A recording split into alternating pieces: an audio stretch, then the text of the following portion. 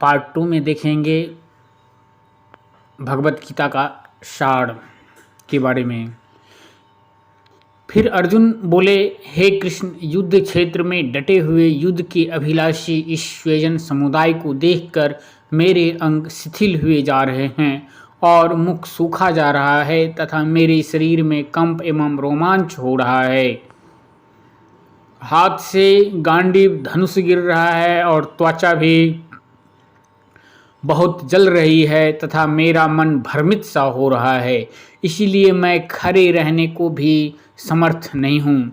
हे केशव, मैं लक्षणों को भी विपरीत ही देख रहा हूँ तथा युद्ध में स्वजन समुदाय को मारकर कल्याण भी नहीं देखता हूँ। हे कृष्ण, मैं ना तो विजय चाहता हूँ और ना राज्य का सुख को ही।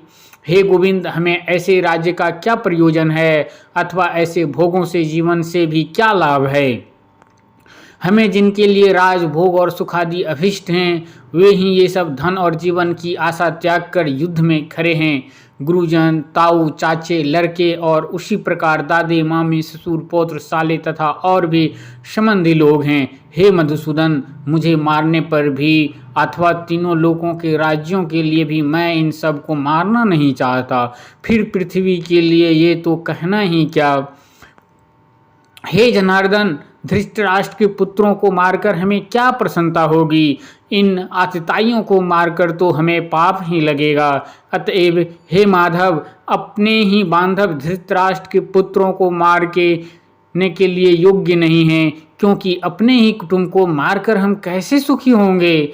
यद्यपि लोभ से ही भ्रष्टचित हुए ये लोग कुल के नाश से उत्पन्न दोष को, मित्रों से विरोध करने में पाप को नहीं देखते, तो भी हे जनार्दन, कुल के नाश से उत्पन्न दोष को जानने वाले हम लोगों को इस पाप से हटने के लिए क्यों नहीं विचार करना चाहिए। फिर कहते हैं, कुल के नाश से सनातन कुल धर्म नष्ट हो जाते हैं। धर्म के नाश हो जाने पर संपूर्ण कुल में पाप भी बहुत फैल जाता है। हे कृष्ण, पाप के अधिक बढ़ जाने से कुल की स्त्रियां अत्यंत दूषित हो जाती है और हे कृष्ण, स्त्रियों के दूषित हो जाने पर वर्ण संकर उत्पन्न होता है। वर्ण संकर कुल घातकियों को और कुल को नरक में ले जाने वाले ही होता है। लुप्त हुई पिंड और जल की क्रिया वाले अर्थात श्राद्ध और तर्पण से वंचित इन लोगों के पितरलोक भी अधोगति को प्राप्त होते हैं। हे जनार्दन, जिनका कुल धर्म नष्ट हो गया है, ऐसे मनुष्यों का अनिश्चित काल तक नरक में वास होता है, ऐसा हम सुनते आए हैं। हाँ, काश शोक, हम लोग बुद्धिमान होकर भी महान पाप करने को तैयार हो गए हैं, जो राज्य और सुख के लोभ से स्वजनों को मारने के लिए उद्यत हो गए हैं। यद्यपि मुझे शस्त्र रहित एवं सामना न करने वाले को शस्त्र में हाथ लिए हुए धृतराष्ट्र के पुत्र रण में मार डालें तो वह मारना भी मेरे लिए अधिक कल्याणकारक होगा। संजय बोले, रणभूमि में स्वेग से उद्गिन मानने वाले अर्जुन इस प्रकार कहकर बाण सहित धनुष को त्याग कर रथ के पिछले भाग में बैठ गए हैं। संजय बोले, उस प्रकार करुणा से व्याप्त और आंसुओं से पूर्ण तथा व्याकुल नेत्रों वाले शोकयुक्त उस अर्जुन के प्रति भगवान मधुसूदन ने यह वचन कहा। फिर भगवान मधुसूदन ने यह वचन कहा। भगवान बोले, हे अर्जुन, तुझे इस समय यह मोह कैसे किस हेतु प्राप्त हुआ। क्यों न तू यह श्रेष्ठ पुरुष द्वारा आचरित है, ना स्वर्ग को देने वाला है, ना कीर्ति को कम करने वाला है। इसलिए हे अर्जुन, नपुंसकता को मत प्राप्त हो, तुझ में यह उचित नहीं जान पड़ती। हे परपंत, हृदय की तुच्छ दुर्बलता को त्याग कर युद्ध के लिए खड़ा हो जाओ। अर्जुन बोले, हे मधुसूदन, मैं रणभूमि में किस प्रकार बाणों से भीष्म पितामह और द्रोणाचार्य के विरुद्ध लड़ूंगा, क्योंकि हे मधुसूदन, वे दोनों ही पूजनीय हैं। इसलिए इन महानुभाव गुरुजनों को न मार कर मैं इस लोक में भिक्षा का अन्न भी खाना कल्याणकारक समझता हूँ, क्योंकि गुरुजनों को मारकर भी इस लोक में रुधिर से सने हुए अर्थ और कामरूप भोगों का तो भी भोगूंगा। हम यह भी नहीं जानते कि हमारे लिए युद्ध करना और न करना इस दोनों में से कौन सा श्रेष्ठ है, अथवा यह भी नहीं जानते कि उन्हें हम जीतेंगे या हमको वो जीतेंगे, और जिनको मारकर हम जीना भी नहीं चाहते वे ही हमारे आत्मीय धृतराष्ट्र के पुत्र हमारे मुकाबले में खड़े हैं। इसलिए कायरता रूप दोष से उपहास होते हुए स्वभाव वाला तथा धर्म के विषय में मोहचित हुआ मैं आपसे पूछता हूँ कि जो साधन निश्चित कल्याण कारक हो वह मेरे लिए कहिए, क्योंकि मैं आपका शिष्य हूँ। इसीलिए आपके शरण मुझको दीजिए,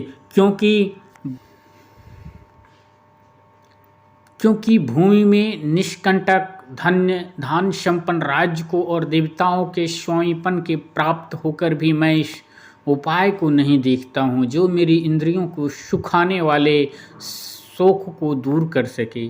संजय बोले, हे राजन, निद्रा को जीतने वाले अर्जुन अंतर्यामी श्री कृष्ण महाराज की प्रति इस प्रकार कहकर फिर श्री गोविंद भगवान से युद्ध नहीं करूँगा यह स्पष्ट कहकर चुप हो गए।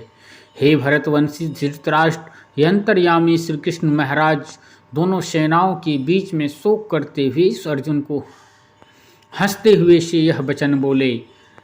श्री भगवान बोले, हे अर्जुन, तू न शोक करने योग्य मनुष्यों के लिए शोक करता है और पंडितों के से वचनों सा कहता है, परंतु जिनके प्राण चले गए हैं उनके लिए और जिनके प्राण नहीं गए हैं उनके लिए भी पंडित जन शोक नहीं करते। ना तो ऐसा ही है कि मैं किसी काल में नहीं था, तू नहीं था, अथवा ये राजा लोग नहीं थे, और ना ऐसा ही है कि इससे आगे हम सब नहीं रहेंगे। जैसे जीवात्मा के इस देह में बालकपन, जवानी और वृद्धावस्था होती है, वैसे ही अन्य शरीर की प्राप्ति होती है। उस विषय में धीर पुरुष मोहित नहीं होता। हे कुंती पुत्र, सर्दी, गर्मी और सुख दुख को देने वाले इंद्रिय विषयों के संयोग तो उत्पत्ति विनाशशील और अनित्य है। इसलिए हे भारत, उनको तू सहन न कर। समझने वाले जिस धीर पुरुष को ये इंद्रिय और विषयों के संयोग व्याकुल नहीं करते वह मोक्ष के योग होता है। असत वस्तु की तो सत्ता नहीं है और सत्ता का अभाव नहीं है। इस प्रकार इन दोनों का ही तत्वज्ञानी पुरुषों द्वारा देखा गया है। नाश रहित तो तू उसको जान जिससे यह संपूर्ण जगत दृश्यवर व्याप्त है। इस अविनाशी का विनाश करने में कोई भी सामर्थ्य नहीं है। इस नाश रहित अप्रेमेय नित्य स्वरूप जीवात्मा के इस शरीर भगवान कहे गए हैं। इसलिए हे वर्तवर्षी अर्जुन, तू युद्ध कर। जो इस आत्मा को मरने वाला समझता है तथा जो इसको मरा मानता है वह दोनों ही नहीं जानते, क्योंकि यह आत्मा वास्तव में ना तो किसी को मारता है ना किसी के द्वारा मारा जाता है।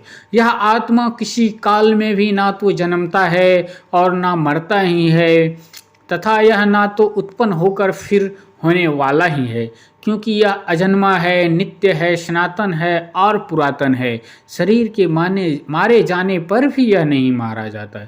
हे पुरुषपुत्र अर्जुन, जो इस पुरुष आत्मा को नाश रहित, नित्य, अजन्मा और अव्यय जानता है, वह पुरुष कैसे किसको मरवाता है और कैसे किसको मारता है। जैसे मनुष्य पुराने वस्त्रों को त्याग कर दूसरे नए वस्त्रों का ग्रहण करता है, वैसे ही जीवात्मा पुराने शरीर को त्याग कर दूसरे शरीर को प्राप्त होता है।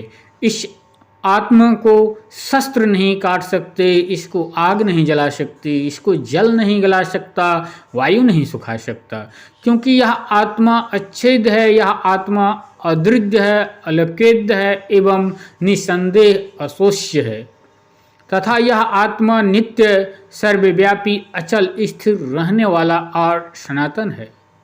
यह आत्मा अव्यक्त है, यह आत्मा अचिंत्य है और यह आत्मा विकार रहित कहा जाता है। इससे हे अर्जुन, इस आत्मा को उपयुक्त प्रकार से जानकर तू शोक करने के योग्य नहीं है, अर्थात तुझे शोक करना उचित नहीं है। किंतु यदि तू इस आत्मा को सदा जन्मे वाला तथा सदा मारने वाला मानता है तो भी हे महाबाहो, तू इस प्रकार शोक करने को योग्य नहीं है। क्योंकि इस मान्यता के अनुसार जन्मे हुए की मृत्यु निश्चित है और हुए का जन्म निश्चित है। इससे भी इस बिना उपाय वाले के विषय में तू शोक करने योग्य नहीं है। हे अर्जुन, संपूर्ण प्राणी जन्म से पहले अप्रकट थे और मरने के बाद भी अप्रकट हो जाने वाले हैं, केवल बीच में ही प्रकट हैं। फिर ऐसी स्थिति में क्या शोक करना है? कोई एक महापुरुष ही यह आत्मा को आश्चर्यजनक की भांति देखता है और वैसे ही दूसरा कोई महापुरुष ही है इसके तत्व का आश्चर्यजनक की भांति वर्णन करता है, तथा दूसरा कोई अधिकारी पुरुष ही इसे आश्चर्य की भांति सुनता है और कोई कोई तो सुनकर भी इसको नहीं जानता है।